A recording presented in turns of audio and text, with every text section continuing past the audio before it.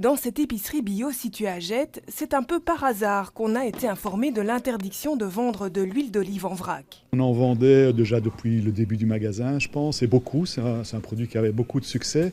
Et c'est le fournisseur en fait qui nous a averti que lui-même avait été contacté par le SPF Économie et qu'il y avait un règlement européen de 2012 qu'on ignorait évidemment. Le règlement européen stipule en effet que l'huile d'olive vierge et extra vierge doit uniquement être vendue dans des contenants scellés et étiquetés.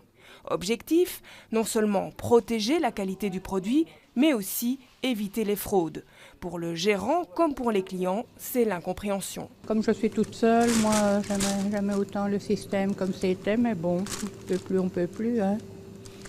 En plus, j'essaye de limiter les emballages. Du vin pourrait être aussi coupé, du miel peut être coupé au sucre. Enfin voilà, alors à ce moment-là, on interdit le vrac parce que forcément, oui, dans le vrac comme dans les autres types de conditionnement, il y a toujours une possibilité de fraude. Une législation qui semble aller à contre-courant de la tendance du vrac. C'est aussi le sentiment partagé par les responsables de cet autre magasin bio basé à Uccle. Après la visite de représentants du SPF Économie il y a 3 mois, l'huile d'olive en vrac a dû être retirée des rayons.